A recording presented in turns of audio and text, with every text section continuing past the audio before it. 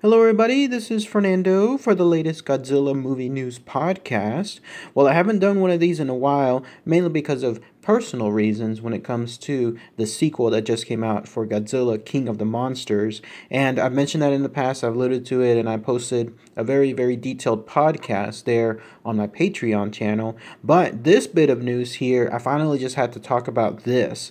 And that's because now that the film has been out 2 weeks, it showcases just how much, unfortunately, it's tumbling at the box office. It is true now, waiting on the second week and then seeing the disastrous results, it's true that this film is nowhere near the success that the first film had, at least in the US. It's still experiencing some good success internationally, and it has to continue that way in order for it to do well, at least overall. But here in the US, it is absolutely tanking. So I thought I would make, in this case, the top 5 reasons why I believe that the Godzilla King of the Monsters film is doing so bad at the box office. And let's see what you guys think. Let me know what your comments are related to these reasons. Also include some sub reasons that could be impacting it.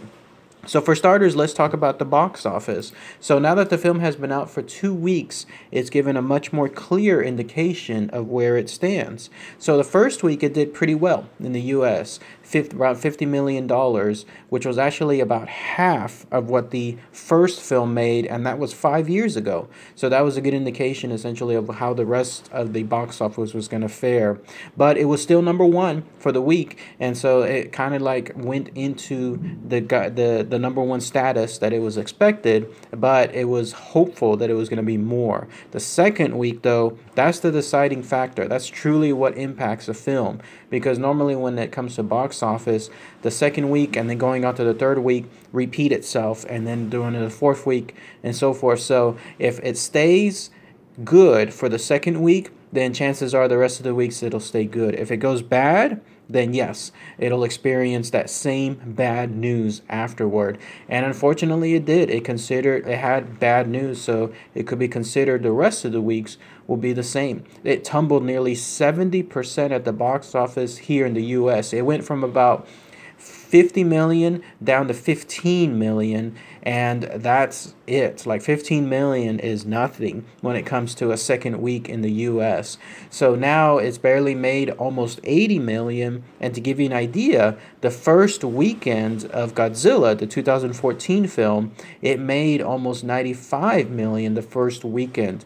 This film in its US run may not even reach that in its entirety. It may just barely get to that just in the US throughout the entire weeks that it's on board, while the first film made all of that and then some within the first weekend.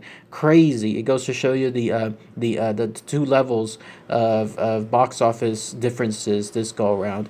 Internationally, though, it's a whole other different story. It's been doing pretty well internationally. It's made a little over 200 million internationally, and it still has a bunch of markets to open up. So expectations are it'll probably do 300 plus million internationally, and with the US total, who knows, it'll probably combine together around 400 to 500 million, unless it truly hits it out of the ballpark on a foreign level and it does spectacular numbers. Then there's a chance that it might do even more. But again, to put it into perspective, the first Godzilla movie made over 500 million just in other words, the first movie made 500 million plus just by itself. In this case, internationally, domestically. This film might not even make that, and this is the much bigger sequel. So again, disastrous when it comes to those regards. The only hope is that on the foreign level, whether it's in China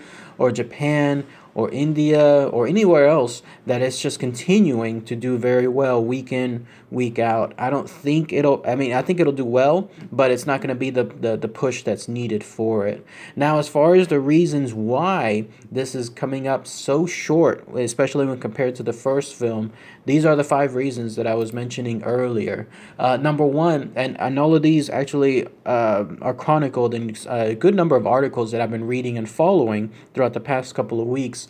So let me know what you guys think on this. One of the reasons I saw was fatigue. Not superhero fatigue, not action fatigue. No, it's more on the lines of big monster movie fatigue. when you think about it, there's been a good steady stream of big monster movies that have come out recently. You had, of course, the original Godzilla film, and then you had Kong Skull Island that came out later on. But then mixed in there, you also had both Pacific Rim films that were also big monster movies. And then, of course, you had Rampage, the one with The Rock, that was also out there as well. And then to some extent, you had that Netflix film, the Cloverfield sequel. I can't remember the name of it, the Cloverfield Paradox, if I'm not mistaken.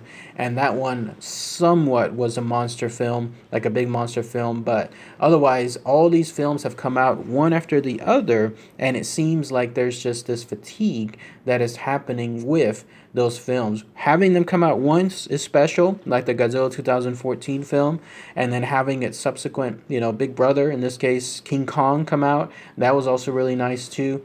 But with so many others coming out as well, it's not like a superhero franchise where it takes on different levels. That's one of the reasons why the superhero franchises continue to this day. I mean, there's like 20 plus Marvel films and they're still going strong.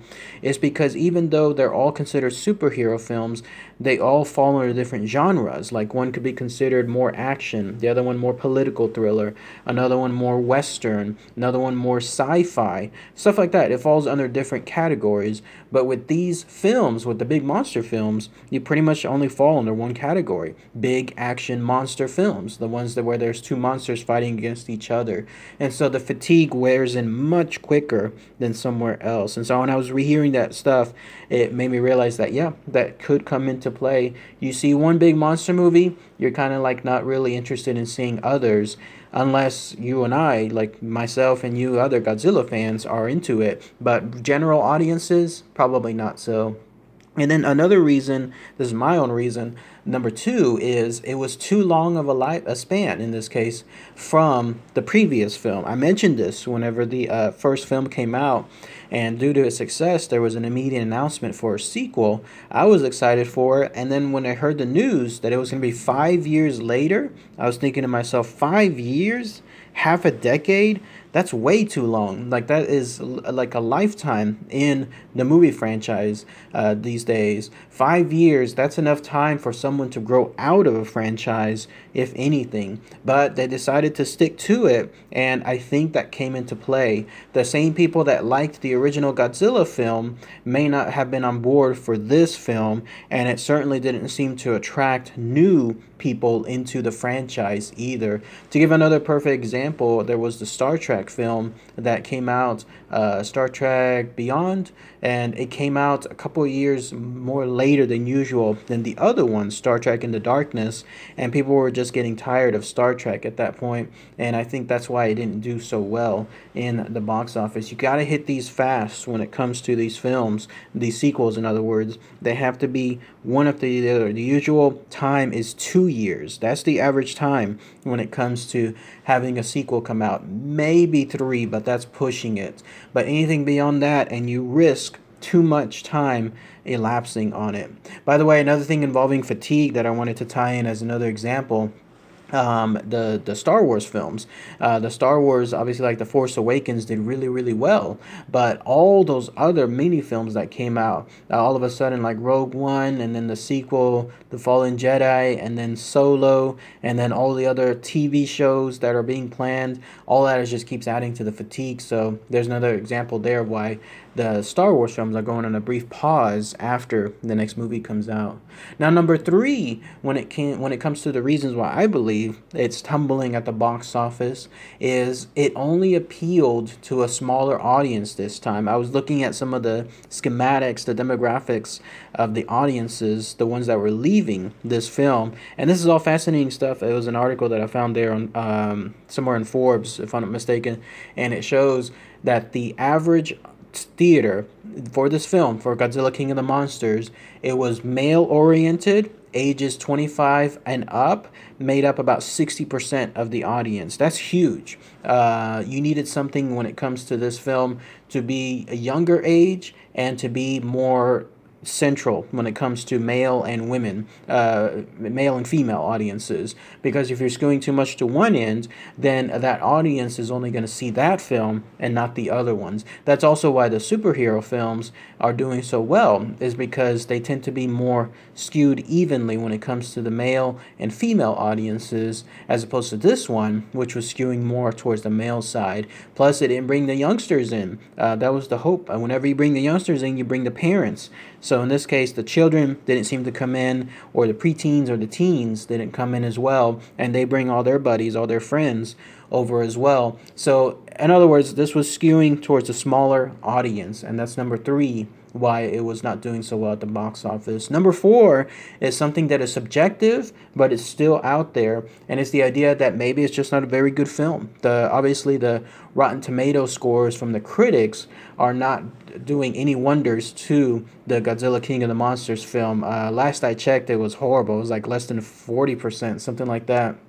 And the idea is that a lot of that can influence the general audience. Even if the general audience says, I don't really care what critics say, to some extent, when critics all around are stating that this film is something that you throw tomatoes at, then that might influence the audiences to say, you know what, I'm going to save this for another time rather than go see it. So who knows? That's all subjective, though. Obviously, like, the Godzilla fans are loving it. The problem is there's just not enough fans to do so. And even with fans dedicating themselves to trying to see it again and again, the idea is that nope, it's just not good enough for the general audience. So started off at least somewhat strong with the opening weekend, but the fact that it tumbled 70% also gives the idea that the film, at least to general audiences, is not very good. If it was, then it would be tracking much less of a percentage drop. It would be on the average about 50% or less, as opposed to 70. And then number 5, when it comes to the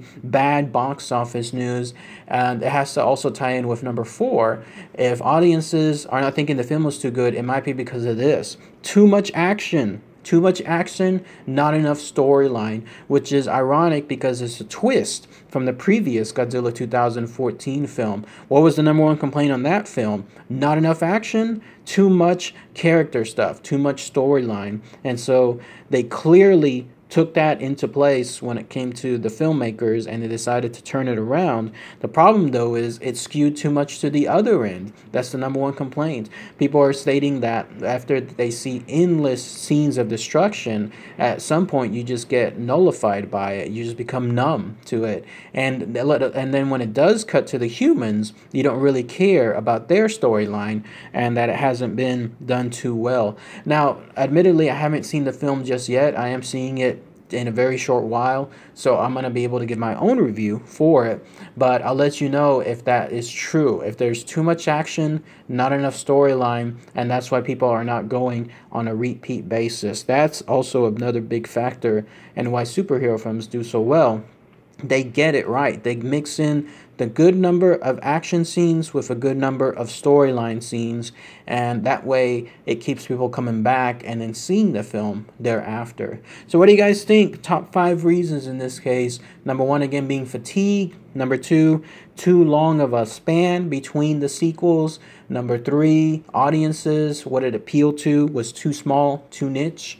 Number 4, the film just sucked. According to audiences, it just wasn't very good. And number 5, too much action, not enough storyline. Before I end this, though, I wanted to give my own 2 sub-reasons as well as to why the film didn't do so hot this go-around. One is this.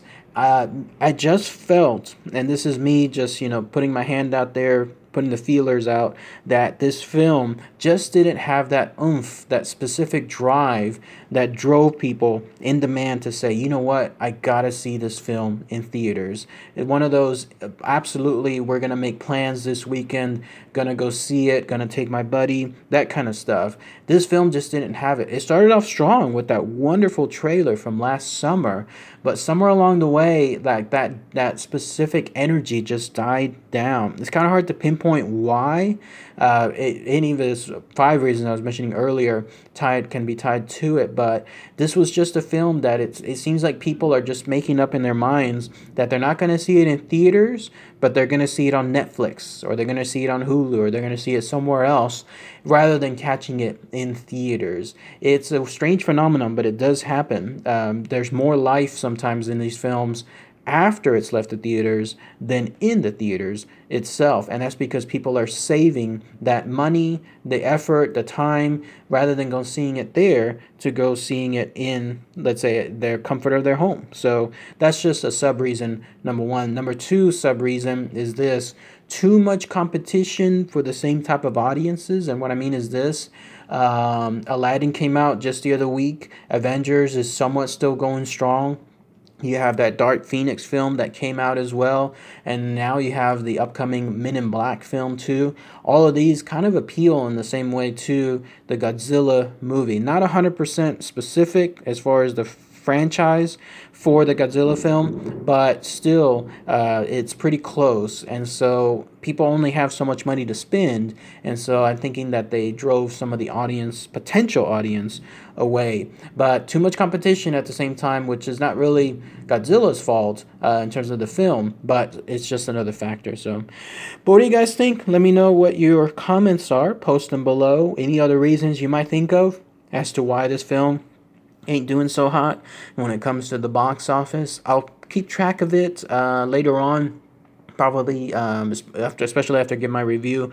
Then I'll just post some final figures later on as to how the film did.